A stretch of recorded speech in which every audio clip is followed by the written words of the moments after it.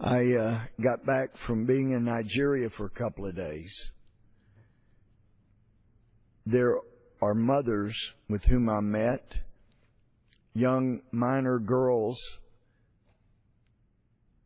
The girls, 3 of them, were taken into captivity by Boko Haram, radical Islamic group, and they were able to escape. There were only a handful that were able to do that, and this was 3 of those. 22 of the mothers, one mother had 2 of her girls kidnapped. Radical Islam, because of its desire for a global caliphate, is a threat to all freedom-loving people. It's a threat to moderate Muslims, because they generally go to the top of the list if they protest. Then they're at the top of the list to be knocked off by the radical Islamists.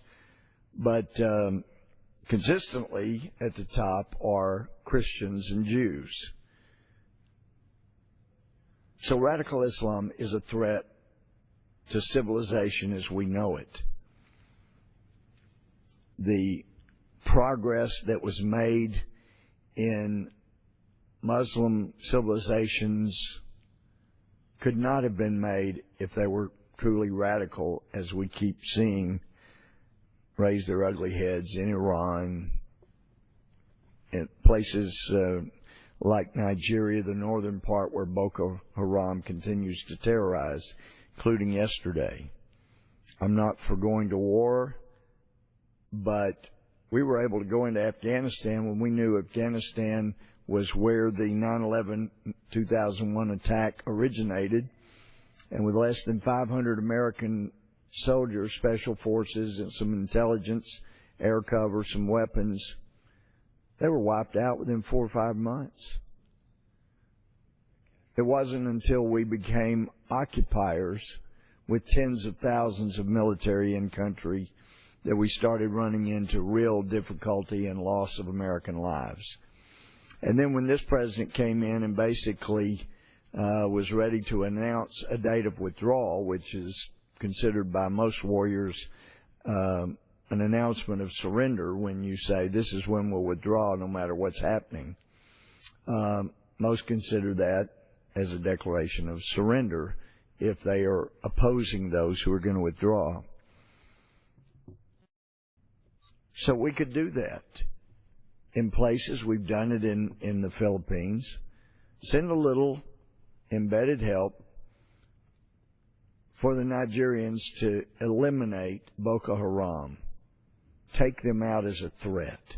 And then don't become occupiers. Don't nation build. Just help them take out anything that's a threat to civilization as we know it and our freedom and liberty as we love it. It may shock some, Mr. Speaker, but in Nigeria, after these families have heard repeatedly, nobody cares about your daughters that were abducted. Nobody cares what's happening. And if you think for a minute anybody from America cares, they're too busy enjoying their own lifestyle. They could care less what happens here. Nobody from America is coming. One congressman came, and there was another small group there, but I was the only one that met with family members, so they didn't know there was another group. But again, it may shock some, but these families in Nigeria don't follow Twitter. They don't know what a hashtag is. So when the best an administration in the United States can do is hashtag bring home our girls, it doesn't do anything for the families. They continued to cry day after day after day. These 3 girls were told, one of them was telling me, they had nightmares because they knew what was happening to the girls was what happened to them while they were there. And they felt guilty because they were out and these girls were in. When the superpower of the world doesn't seem to care about the rule of law, number one, begins to reward our enemies, begins to penalize our allies. Those three things,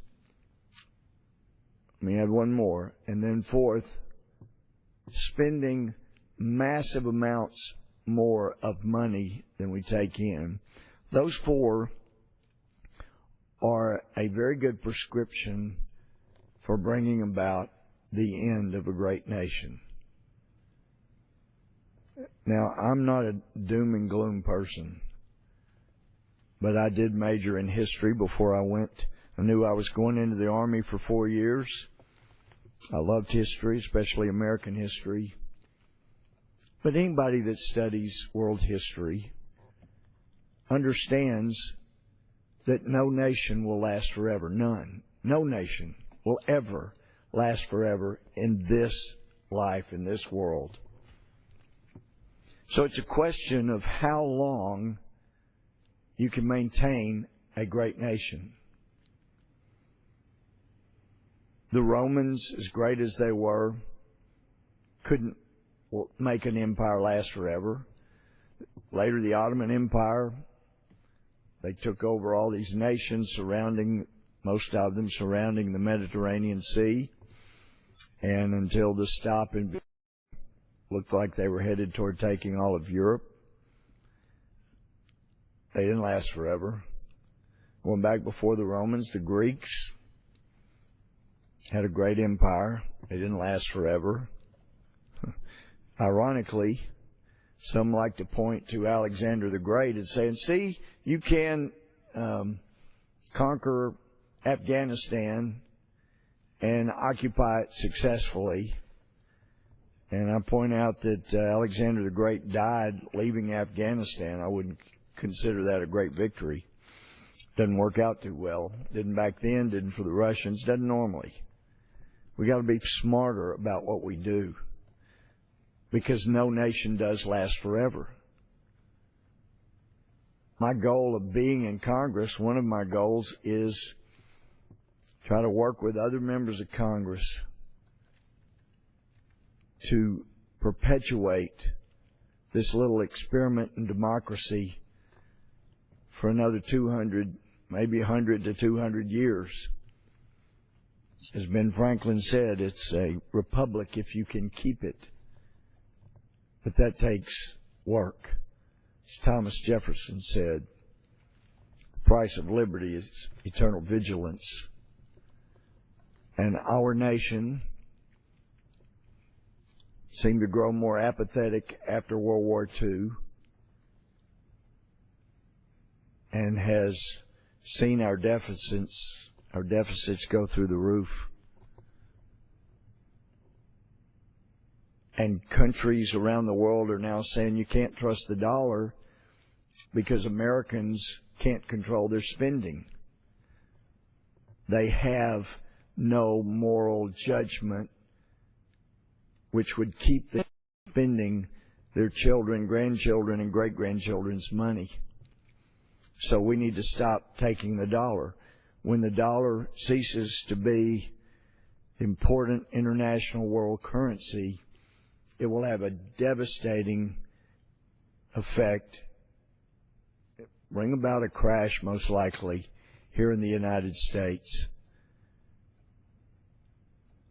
And you will not be able to revive the economy by creating more and more and more money day after day, as is currently happening in this country now and has been dramatically happening for some years, especially since 2008.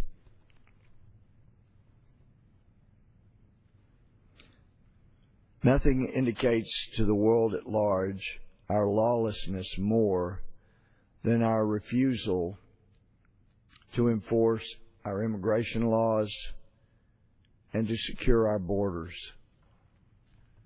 Some say, oh, you must not like Mexicans. nothing could be further from the truth. I think the Hispanic culture, with a love of God, generally speaking, a love of family, hard work ethic, can help reinvigorate our nation's morality where it should be. My wife and I went for our honeymoon 36 years ago in Mexico.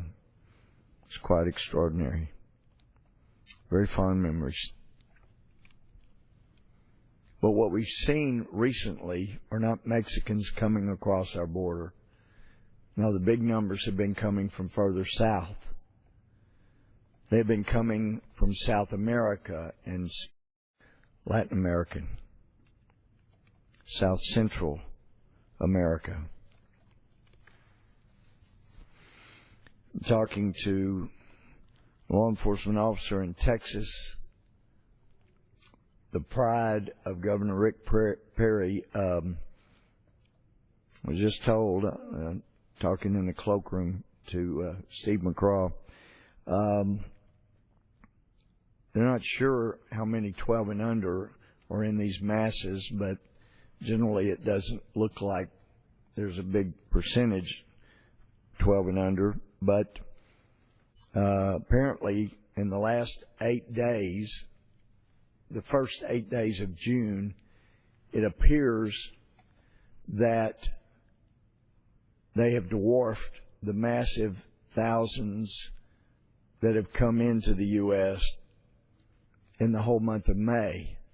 And May was dramatically ratcheted up from the month before that. And it is continuing to grow larger and larger. And it was a bit appalling to hear that a spokesman for the Obama administration is saying they have no idea why there is such a tremendous surge in the numbers of children coming into the United States. I mean, for heaven's sake, when you send out an invitation saying, y'all come, you shouldn't be surprised when they do. When you basically send out notification to the world that if you can come quickly, we will give you amnesty and we'll provide you housing and we'll give you welfare benefits and we'll give you education and we'll give you better hospital care than you've ever had, then I think you can expect a great increase in the numbers of people who send their children to America. It shouldn't be a mystery. I've had great regard for the Anti-Defamation League. My understanding of their inception is basically to deal with hate, particularly as had been seen with anti-Semitism. And after studying about the Holocaust during World War II, studying about it in history, in high school and college, I couldn't believe that we would ever see anti-Semitism, an anti-Jewish sentiment arise in America again, as it had around the world. I just didn't think we'd see it. I didn't think we'd see the rise of anti-Judaism in Europe again. I figured the Europeans would be too ashamed to ever allow that to happen. And yet we've seen it happen. And while the Anti-Defamation League has not done the best job of helping suppress the anti-Jewish sentiment growing in Europe, and that some see growing here in America, as we see Middle Easterners like Iran saying they want to wipe out Israel as the little Satan and the U.S. as the great Satan. And you read the pleading that the mastermind of the 9/11 attacks wrote in his comfortable cell at Guantanamo. And he talked about and quoted the Quran, in essence, as a basis for the reason for wanting to destroy all Jewish people and all Christian people, so that Jews and Christians are together as far as the radical Islamists are concerned. We all need to be wiped out. And instead, the Anti-Defamation League, this noble endeavor, sent this letter to me that was received last week. We write to urge you, dear Representative Gohmert, we write to urge you to stop using inflammatory rhetoric in the immigration debate. Your statements from the House floor that the current administration is, quote, luring young children across the border, unquote, and that current policies are complicit in, quote, helping lure people into sex trafficking, unquote, do not help engage in a productive discussion about the salient issues surrounding the immigration challenges our county is experiencing. I'm sure they meant country. Immigration remains a deeply polarizing issue in American politics and public life. Well, let me assuage concerns by the Anti-Defamation League. But the policies of this administration are luring young people, children, into this country, mainly being sent by adults, because of the policy of trying to create amnesty for children. And anyone in Congress, Republican, and I know we have some, and Democrat, who keep saying, yes, any children that are here, go ahead and give them amnesty, are helping to lure children. I know they're not doing it intentionally, but they're doing it. And talking about amnesty for children is sending more and more children from South America and Latin America and other places so they can get here in time for their amnesty. And I was told by a missionary billboard up with our president's face encouraging sending children to America. And the word spreads like wildfire. America is going to give amnesty to any children that can get there. And deeply troubling should be the fact that some children get tied in with sex trafficking and really despicable human traffickers. Why? Because of this announced, discussed policy that we want to provide amnesty for children that are here. It's an article from Breitbart today entitled, Illegal Immigrants Intentionally Surrendering to Border Patrol to Gain Entry to U.S. by Tony Lee. Illegal immigrants are reportedly signaling federal officials to detain them once they are near the U.S.-Mexico border, as Immigration and Customs Enforcement officials have declared they may not pursue all illegal immigrants who do not show up for hearings after they enter the country. Mr. Speaker, if anybody in this administration thinks they don't hear that and that word does not get around to those who are tempted to send children to America, they're wrong. That word gets around. They're not going to send you back if you come. According to the Los Angeles Times, Rosalind Ramos, an illegal immigrant from Guatemala, who was with, quote, 20 other families with children, unquote, actually, quote, had looked forward to being caught, unquote, telling the outlet that, quote, at one point even waving down federal helicopters because of the welcoming treatment they had assumed they would receive, unquote.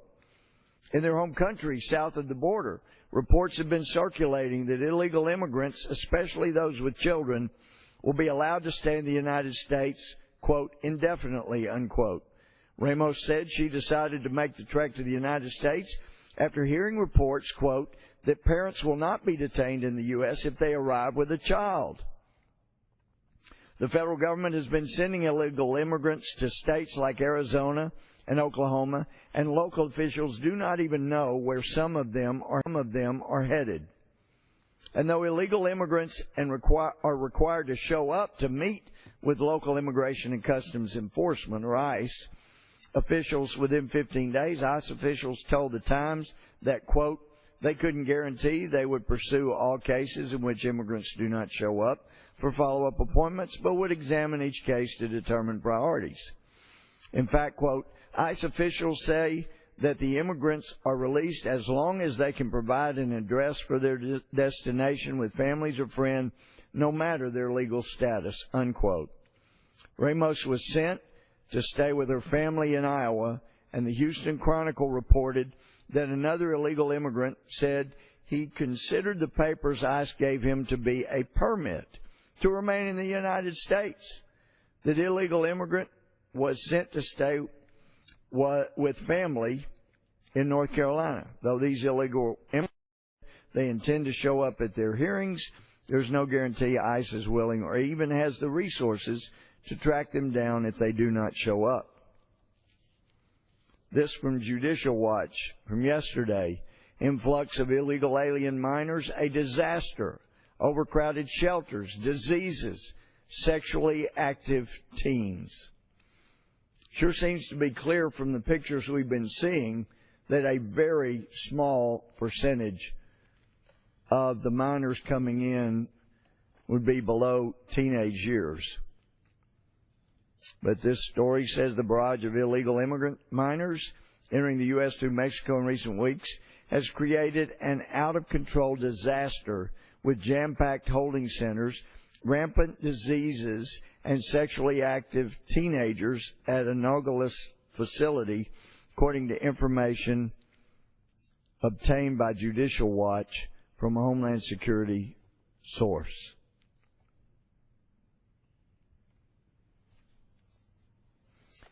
There was a liberal game plan laid out some years ago that indicated the way to bring down the United States for those extreme liberal activists that wanted to do so, the hippie mentality. Let's bring down the evil United States that was the freest country in the history of the world. They wanted to bring it down, destroy it. The part of this game plan for doing so, and this well thought out narrative, you overwhelm the system. You get so many people on welfare rolls, the government implodes. You bring so many people in, you lure them in, so much so that the country cannot not take care of them, and it implodes. My dear friend Joel Rosenberg has a good book I was reading recently called Implosion. That's one way a nation can end its existence as a strong nation. Another article from Newsmax, Central American newspapers tout open U.S. door for illegal minors. So, Mr. Speaker, for those in the administration that just cannot imagine what's causing the dramatic increase week after week, more and more and more coming to this country and overwhelming our Border Patrol's ability to handle the situation, then they just need to read a few newspaper articles. It's really quite telling. This one by Todd Beeman says newspapers in El Salvador and Honduras are promoting policies by the Obama administration that defer deportation to minors brought to the United States as children by their parents, known as, quote, dreamers, unquote, and those that are housing illegal children at military bases in the South and West. Quote, almost all agree that a child who crossed the border illegally with their parents or in search of a father or better life was not making an adult choice to break our laws and should be treated differently than an adult violator of the law. Homeland Security Secretary Jay Johnson is quoted in a story about a new 2-year extension of the deferred for Childhood Arrivals Act, published by Diario El Mundo in El Salvador. Signed by President Barack Obama in 2012, the law grants temporary legal custody to many young illegal immigrants, ending the threat of deportation for at least 2 years. Policy, however, does not entitle the immigrants to state services. The law was renewed for 2 more years. With the renewal of DACA, D-A-C-A, we act according to our values and code of this great nation, Johnson said, but the biggest task of comprehensive immigration reform is yet to come. Meanwhile, La Prensa of Honduras discusses in a report how as many as 500 illegal minors are being housed at the naval base Ventura County in Southern California.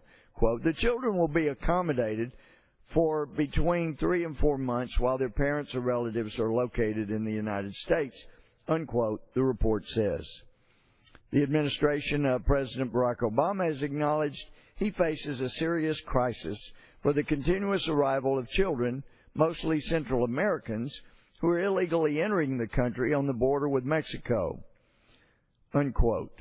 Besides Mexico and Honduras, the report notes that many of the children are coming from Guatemala, El Salvador, Nicaragua. Quote, during their stay, in addition to accommodations and food, children receive English classes, play sports, and participate in targeted programs while immigration authorities contact their families, unquote, the La Prensa report says. On Monday, the Obama administration said it would begin housing as many as 1,200 illegal minors at the Army base in Fort Sill in Oklahoma. And it goes on.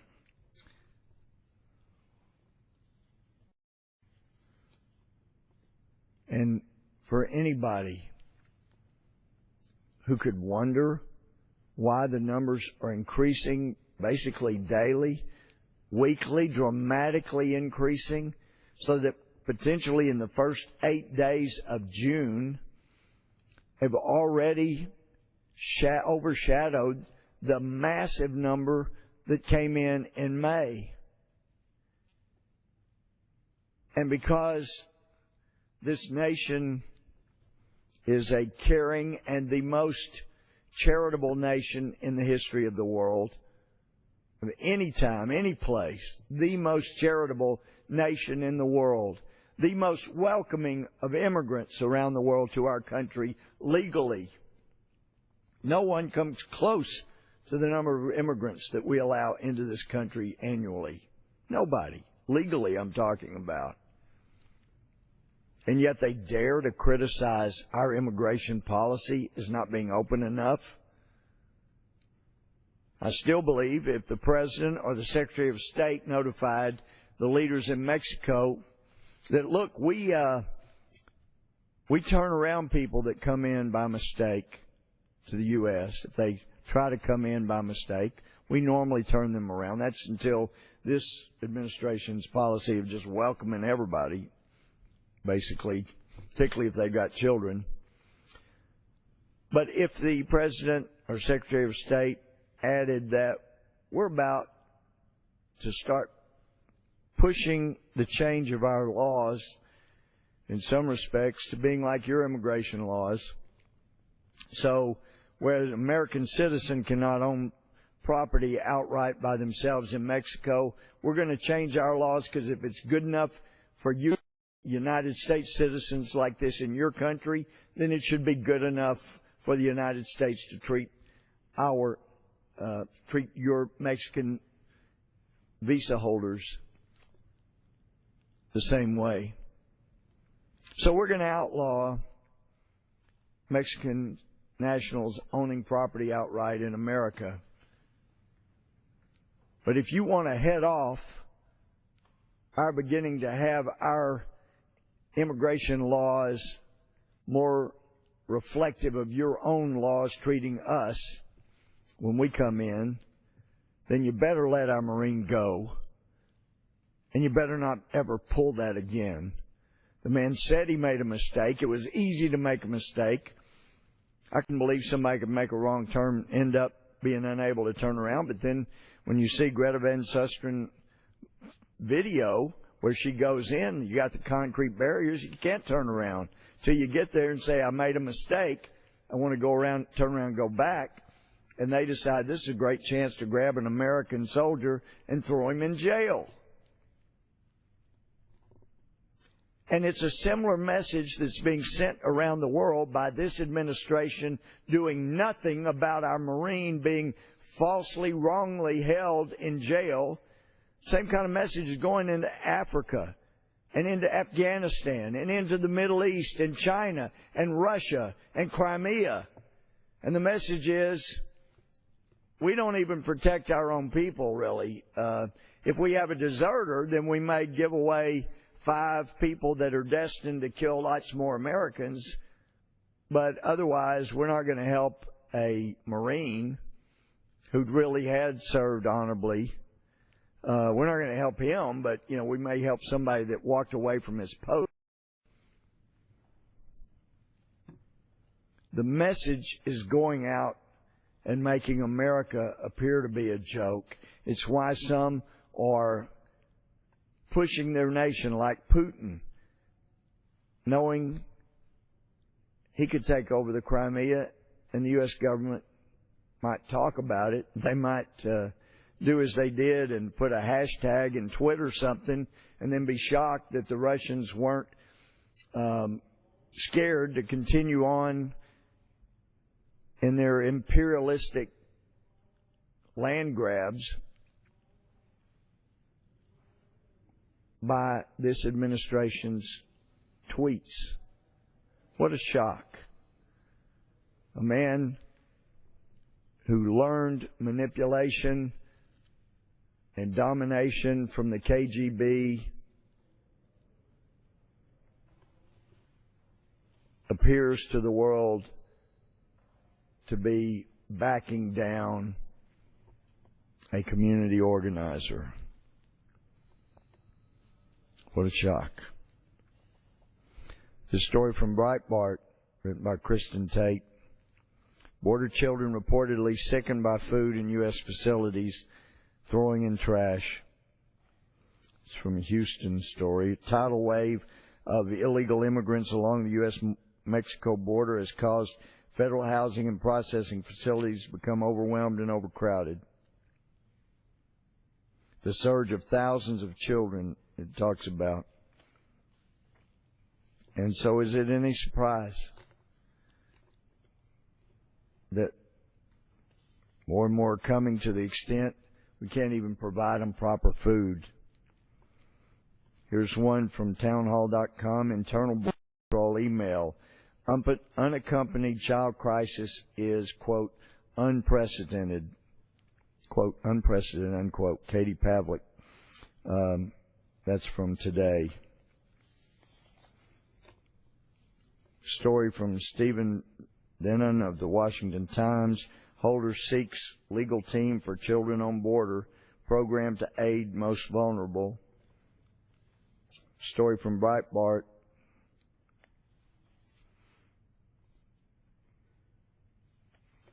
I'm not sure that's an appropriate title, but Obama's criminal activity on immigration.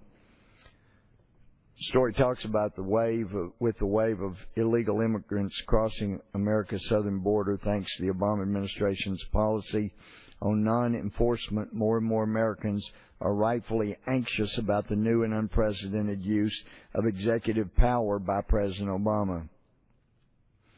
In December, U.S. District Judge Andrew Hanen of Brownsville, Texas, wrote, quote, the government has simply chosen not to enforce the United States border security laws, unquote. It was written by my friend Ben Shapiro. Here's one.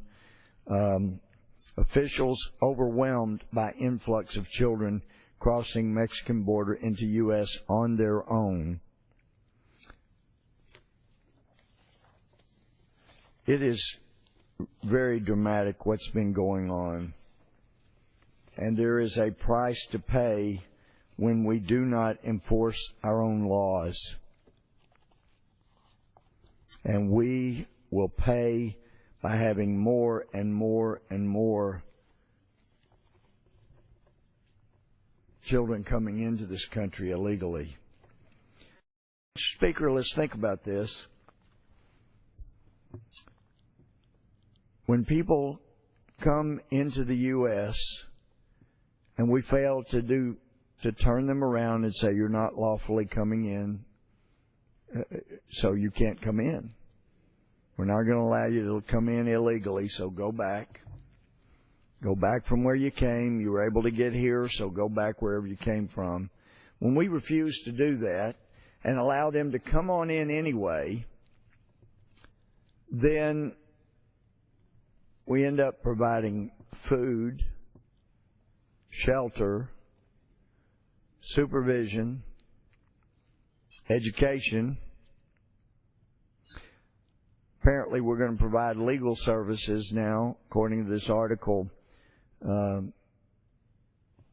discussing our contemptuous Attorney General Eric Holder,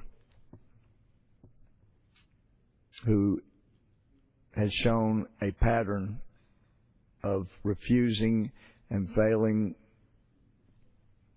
to follow and enforce United States law. It would seem that when you add up all the costs of those things, we would be better off. Say, I'd heard there was a plane with 100 and something minors that landed in the U.S. Seems it would be cheaper to just refill their fuel tanks and send them back where they came from. Sending a message with it, we're not letting people come in illegally. We already let more people in legally than any nation in the world, and we're not even one of the largest nations in the world. You got China with estimates between 1.3 and 1.8 billion. You got India that's nearly as big. So we are a large nation, but not nearly compared. You know, we're about a fifth the size of China, fourth the size maybe of India, and yet we let in many more immigrants than they do. So it's not that we have a ruthless immigration policy, but, Mr. Speaker, it seems, and I've had more and more reporters asking this question, so what do? Well, you secure the border first. You don't seal it. I've never advocated that. People lie when they say I've ever said that. I've never said that. You don't seal the border. You secure the border so that we continue to allow over 1 million people a year legally to come in. But anyone who is trying to come in illegally must be stopped. They must be stopped and required to attempt entering legally, because they will not be allowed to come in illegally. And whatever adults are sending children, it'd still be cheaper to put an ICE agent with a group that came from a place like the 113 and make sure they go back where they came from. Because otherwise, the radical liberal approach of overwhelming the system so you can bring it down is in full display right now on America's borders. Overwhelming the spending so that our dollar is not worth what it was, overwhelming our ability to protect ourselves, dramatically cutting the military where we can't adequately defend ourselves and those who would be harmed immediately before we would be harmed, because as President Bush used to say, it's a whole lot better to fight people in another country than have to fight them within our own country. There are those who've compared Israel to the miner's canary, that if Israel is under attack as they are every day, then the free world will be immediately behind it. We have got to start being more lawful. As I asked somebody in one of our hearings on immigration before, why are people coming here? Well, they're coming here for jobs or for food or for opportunity. Well, no, that's not answering why they're coming here, because they wouldn't need to come here if the countries they were coming from had jobs and had opportunity. So obviously they don't have the jobs and opportunity where they're coming from. So why are there jobs or more opportunity here? And the answer is, up until more recently, we have been a nation of laws. Up until this administration, we abided by the Constitution as best we could. Sometimes in our history, the Constitution was misconstrued. It should have stood for freedom for all men and women throughout our history, but it took the Civil War and then an ordained Christian minister named Martin Luther King Jr. to see that rights were to be applied across the board. But nonetheless, there was an effort throughout our history where presidents were supposed to follow the law and have their administrations enforce the law. And this Attorney General is in contempt of Congress because he is not. It's time to take further action and send a message to the world that we're still a nation of laws and believe in the rule of law. Because until we do that, we will be overwhelmed, and hopefully we can take a stand and require the administration to follow the law before it's too late. But it genuinely was heartbreaking to me. It was not angering, but heartbreaking to hear the President of the United States say, if Congress doesn't act, I will, indicating that he would usurp constitutional authority reserved for the legislature in the Constitution. He would usurp that, and the response by most of my friends on this side of the aisle was to stand and applaud the announcement that the President would ignore the Constitution, and if Congress didn't change the law, he would take care of it himself by himself. To see people applaud the destruction of our Constitution was heartbreaking to me, because I know they didn't realize they were applauding the implosion of our Constitution. There's an awful lot of good friends I have on the other side of the aisle probably stood and applauded, and I'm sure they didn't realize. But that's the effect when a President of the United States says, if Congress doesn't address the law, change the law, then I will.